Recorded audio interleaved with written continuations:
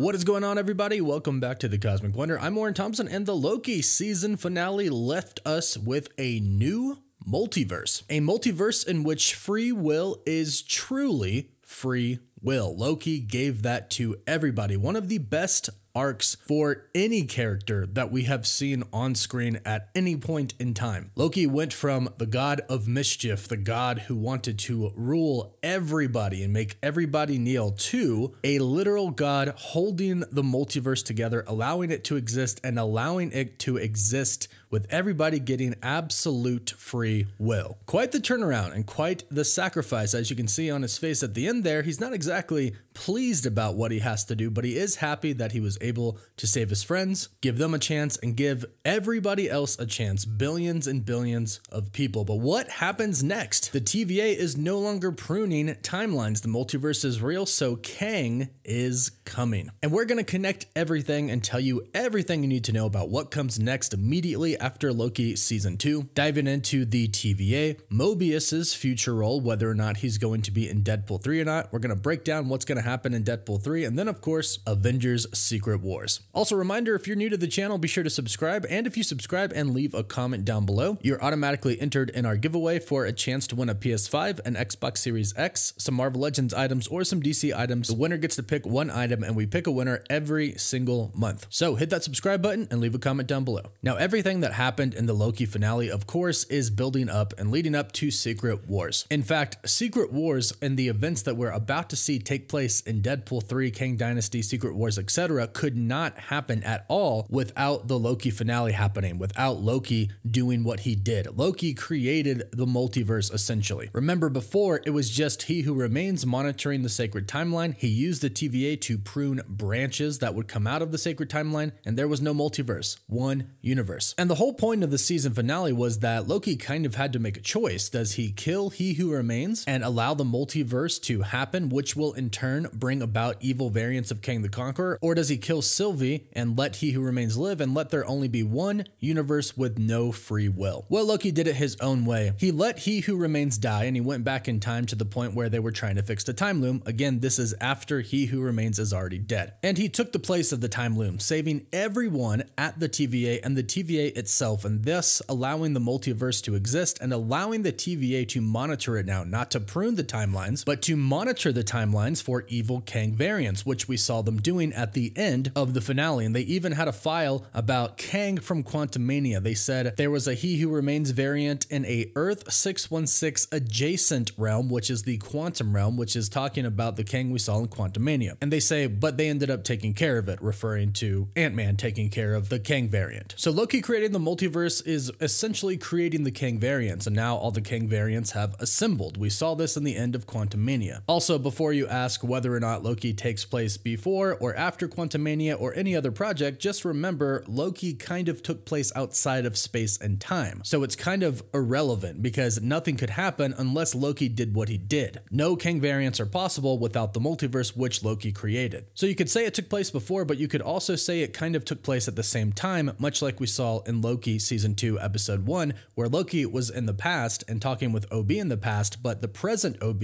was also gaining knowledge in the present at the same time. Therefore, the past and the present, or the future to Loki and OB, were actually the same. They were happening simultaneously. So you could say the same thing could happen for Quantumania and Kang in the Quantum Realm and the Kang Council, the Council of Kangs, and all of the other variants that we see. But the main point is that none of that is possible. No Kang variants are possible unless Loki did what he did. So since he did it, the TVA is now in charge of monitoring timelines for evil versions of Kang. And what is happening now is they're going to realize that Kangs are gathering actually together and are gaining mass followers, as we saw in Quantumania. So the TVA realizes they have to put together a team to defeat these Kangs, to save the multiverse. And that's what we're going to see happen in Deadpool 3. Make no mistake, the TVA is going to be a big part of Deadpool 3. Now, we've heard that Owen Wilson's Mobius is actually not really going to be in the show. But here's what we know about Deadpool 3. Here's a plot summary from My Time to Shine Hello. They state, the events of Deadpool 3 3 take place after the Loki Season 2 finale, the TVA got word that the Kangs are gathering and a new multiversal war is about to start, so they create an army of multiversal heroes, mostly from dying worlds, to fight the Council of Kangs. Mr. Paradox is replacing Mobius. Mobius was going to be in it for a while and could still have a cameo, but they decided to just leave him out of the story. He'll be back in the full Avengers films. But Mr. Paradox is trying to recruit Wolverine. Deadpool, who's a prisoner at the TVA after messing with time, hears about it and escapes. His plan is to get Wolverine to come with him instead so they can become BFFs. So that's going to happen in Deadpool 3, and recently, The Hollywood Reporter a couple of days ago came out with an article and stated Deadpool 3 is the most important project for the studio outside of anything with Avengers in the title. And it's true because essentially the multiversal Avengers team is being formed in this. Deadpool 3 is kind of an Avengers Assemble film, picking the multiversal heroes that are going to be a part of the multiversal war, like Hugh Jackman's Wolverine, Deadpool, Tobey Maguire's Spider-Man, fingers crossed for that, maybe some Iron Man variants, who knows. And according to Alex P., who got a ton right about Loki Season 2. Basically, all of his leaks were accurate. He states today on Twitter, "You guys know what you've been saying Loki will do after Season 2. Bring together the Avengers, ? See Thor, ? Help on the fight against Kang and his variants, ?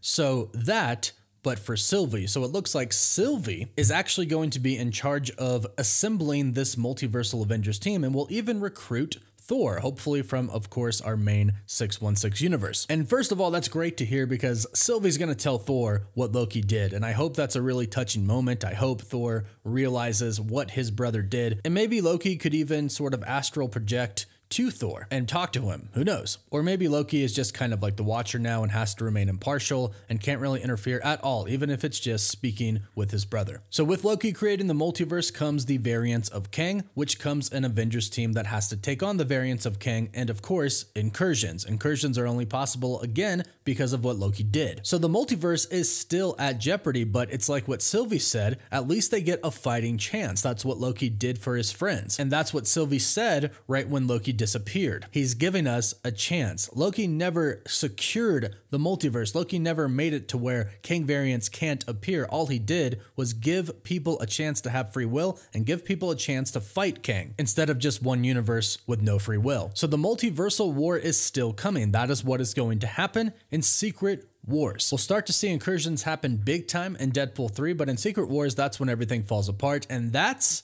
when Loki is going to come back, according to Alex Perez. According to Alex P. from the Cosmic Circus, he is going to come back, but not until the very end. I'm assuming when the multiverse truly falls apart, which makes sense because obviously if Loki is holding it all together, when it starts to fall apart, it would make sense that we would see him and see what's going on with him at the Citadel on his throne outside of space and time. So Loki set up a lot that is going to happen in the MCU, plus not to mention anywhere else in the MCU, any other project that has an incursion, that's of course because of Loki. So everything pretty much from here on out is set up because of Loki. And fortunately for us, we are indeed going to see him again, according to Alex P. So let me know your thoughts about this. Let me know your thoughts on the finale, and let me know how excited you are for the future of the MCU. Leave your thoughts and comments down below. Don't forget to like the video and subscribe. You can find us on Instagram and Twitter. And as always, thank you all so much for watching. Woof woof.